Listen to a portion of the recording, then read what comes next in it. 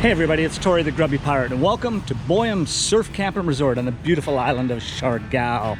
Today is, let's see, it's Canada Day actually. Happy Canada Day everybody, which means it's July 1st, 2020 and we're 4 months into our quarantine as I make our way to one of our tables. And oh, what is that? It's a passport and some papers. Well, you know that means something. And yes, it definitely does mean something. With all these papers and a passport, it means I'm on the travel. And yes, I am headed back to Vancouver, British Columbia, Canada. Tomorrow morning, the adventure begins. And well, to be honest, the actual adventure began yesterday when I had to get all this paperwork.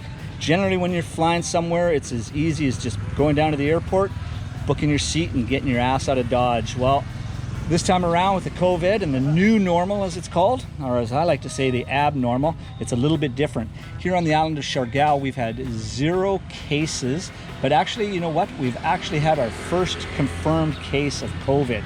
So when that happened, we got shut down severely about 6 days ago. The island was completely shut off again, which meant no flights and no boats going out. I booked a flight, a situation has popped up. I was looking for a big word there, but let's just go with popped up. Anyway, a situation popped up back in Canada that, you know, I thought I was going to ride this entire thing out here in the beautiful Philippines. But like I mentioned, something popped up and I've got to get my sweet, sorry little ass back to Canada to do a little bit of work with my family on the farm. So that's exactly what I'm doing, is heading back for harvest season. And to do so, I'm just going to explain what I had to do to get out of the Philippines this time around. I mentioned in one of my budget videos that I made about 2 years ago, you know, when you come to the Philippines, the first thing you actually have to do is have an exit strategy. In this situation, well, there really wasn't any exit strategy in place. So here's what I had to do to get out of here. First thing I had to do was get a medical clearance, which, let me see, in one of these papers is my medical clearance. And let me just dig through this and see what I can find. Where is the medical clearance? That's not it. That's not it. There it is, the medical certificate. So that was the first stop, and that I had to go to the Department of Health unit, General Luna, and pick that up. Now, the medical certificate I thought was going to be an actual examination, or at least check me out to see if I have any symptoms or anything, but there wasn't even a question. It was just, what do you need? I said I need a medical certificate to travel and leave, and they just whipped me up this piece of paper and put it in my hand, and I was out of their office to the next stop.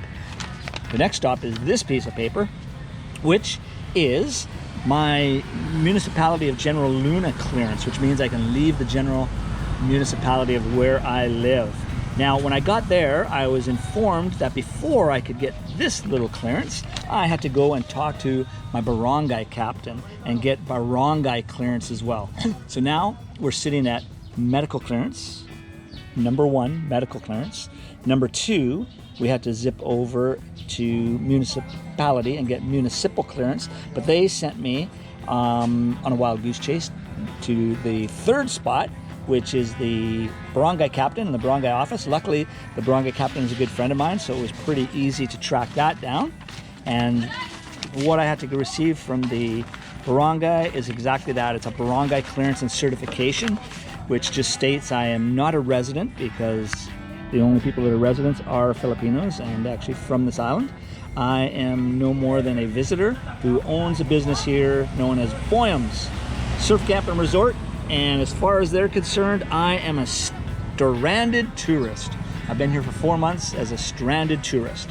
So anyway, that was whipped up, and I got that first paper, which enabled me to go back to the good old municipal hall, and I received this clearance as well as the mayor's signature.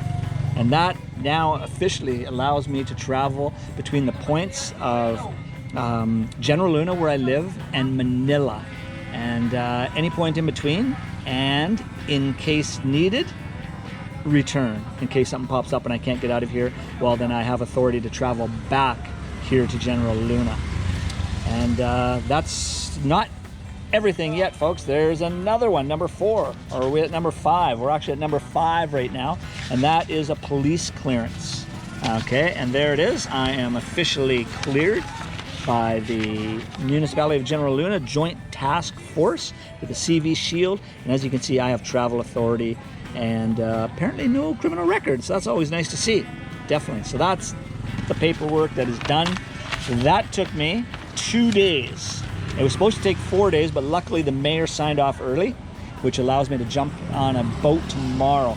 Now, the nice part about that trip, I thought I was actually gonna have to take a pump boat, which is just a little boat with a motor and probably takes 5 hours to get from General Luna to the city of Surigao, which is the major port on Mindanao that I need to go to. But luckily, this morning, the ferries were authorized to start traveling again, and that's exactly what I get to do. I get to hop on a ferry tomorrow morning, and it's an hour and a half rather than 5 hours to zip across from Dapa on Siargao to Surigao on Mindanao.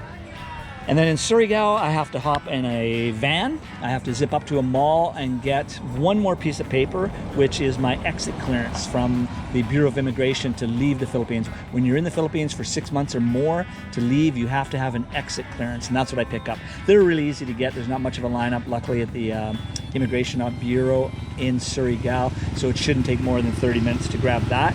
And then I'm on the way, passport in hand. Stamps in place. We're not going to show you any pictures, but there are all my visa stamps. Voila. And this is one last piece of paper as well, which is when I had my last extension. This is certification stating that there is no criminal activity and that nobody is looking for me here in the Philippines. So my papers are in order, everybody. And as I mentioned, I am headed back to Canada. Unfortunately, I was not planning on doing this. I was planning on riding the entire thing out, but I've got to get back. 4 months with no income coming in here on Siargao has definitely been difficult. And not just to myself, but a lot of people, our entire staff. We have 25 people, unfortunately, unemployed at the moment. We are operational, but we only have 4 people working. So we're kind of on a skeletal crew here, but it's actually going quite well. There's not a lot of tourists on the island, so all we're relying on right now are friends and locals that are here. But every night we have a nice local, following. And to be honest, we still have not dropped below being profitable. We're at least paying wages anyway. I wouldn't say profitable, but we're paying our wages and all of our expenses. So that's great. That's in times like this, that's all I could ask for. We do have 4 employees that are still earning and making money for their family, and that's all that matters. Just giving you a last little tour before I get out of here. There's the wife doing more work, my little breadwinner. And whoa, cat. We got a few cats kicking around here. There's another one there. And anyway, gang, that's it. So like I mentioned, I'm just going to give you the update in the next few days on all of the adventures. Today was getting all the paperwork. Actually, for 2 days was getting the paperwork. Tomorrow morning, I'm up at 4:30 in the morning to leave Siargao for 2 months. And the adventure begins at that time, and I will probably be absent for a few days on my travels. But we will keep you up to date and posted, and hopefully it's an exciting trip. It should be. So far, it's been great.